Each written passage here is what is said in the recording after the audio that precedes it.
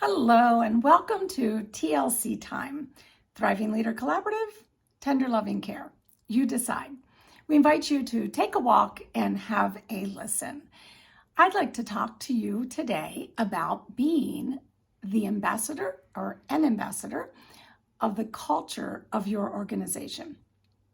What does that mean? It means that you do three things around your mission, vision, and values. You know them, you live them, and you speak them, meaning you weave the words that make up the mission, vision, and values of your organization into many, many opportunities to communicate. What is our vision? At Thriving Leader Collaborative, our vision is to ignite and inspire the inner wisdom of leaders worldwide. It's a huge vision. And the more people that listen in like yourselves and then become ambassadors of the cultures in which they participate at work, the more we're able to do that, the deeper all of our efforts go. So let's go in. When I say speaking your values, I mean at every turn. So I invite you, when you get back to the office, to take a look at your last emails, any correspondence you've had, a text, even maybe a thank you on Slack or a thank you note that you wrote, thanking someone for filling in for a colleague or, picking up an extra shift.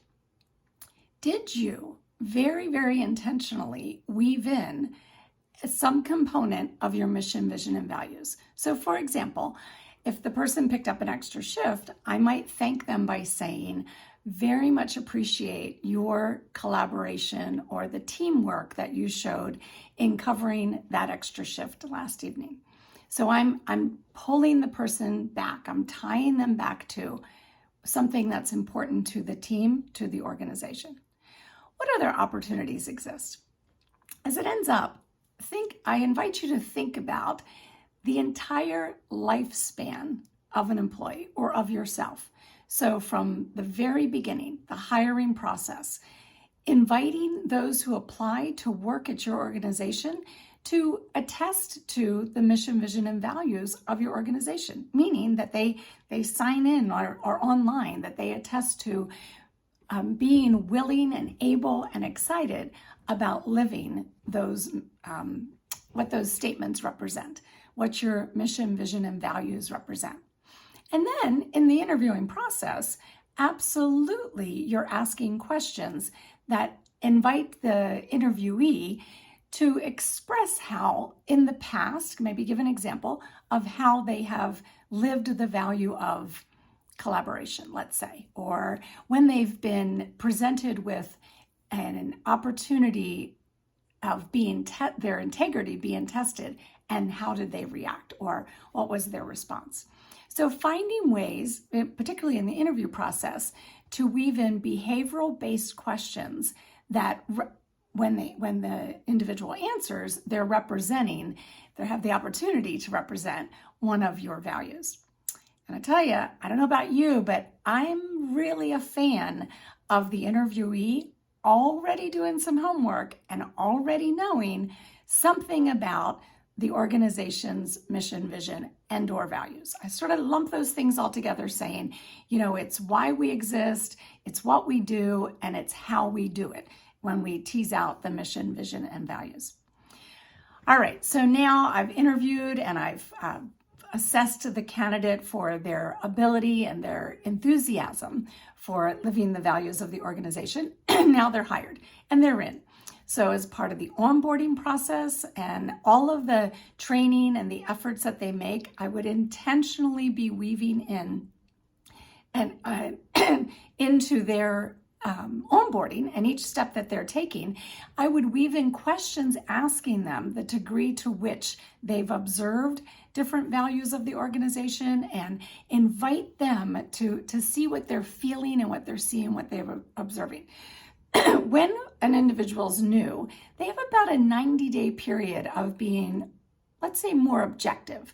They're more objective about their observations, and they're more open, let's say, to seeing that this is misaligned with what they believe the mission vision, and values to be, or that this is aligned. So they're more skeptical, let's say, as the new person. And then you get embedded into the organization and things change and your observations are not as crisp. So take advantage of that when you're interacting with a new hire. So now the individual's been hired and you have an opportunity to coach them as part of the onboarding and then onwards as they contribute in their role. So the coaching that you do, any kind of coaching, any feedback, should also be tied to mission, vision, and/or values. So pick a value and provide the feedback based on that value or the opportunity that was missed to uphold that value. You can't miss. If you're continually coaching individuals with the foundation of the mission, vision, and values of the organization, you're on solid footing. You cannot miss, and you cannot miss being aligned with what you're expecting of that individual when you're tying it back to mission, vision, and values. So you're coaching them and you're potentially, as that coaching goes, let's say performance never gets to where it's supposed to be and you're parting ways. Even then, you're parting ways based on the individual's inability to meet expectations, and I'm certain that you can tie that back to at least one of your values, if not the entire mission of the organization. So other opportunities, town halls, as I already mentioned, emails, department meetings, signage.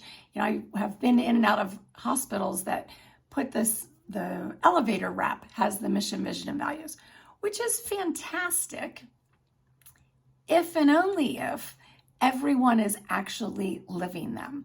And how do you know that? You know that by asking probing questions that ties the actions of the individuals back to at least one of the values. So for example, I pass someone in the hallway and I say, Carlos, very good to see you this morning.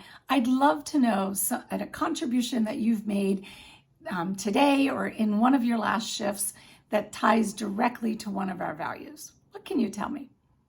And I invite that kind of dialogue at every turn so that I'm not just knowing the values and now living the values personally, representing the values, I'm speaking the values. I'm bringing them to life and I'm maintaining that life within them so that they're truly representative of the organization. Every action is representative. And also being the ambassador of the culture means that you're customer-centric as well. And so when we build this from the ground up with every effort of everyone employed there, that leads us to providing a product, a service to our customers, to our clients that is very much related to why we exist, what we do, and how we do it by way of our values. So I hope that you'll contemplate this. We'll have a little worksheet or a resource for you to work through to see the degree to which you personally are being the ambassador of the culture. You'll find that resource at thrivingleadercollaborative.com. Thanks for tuning in.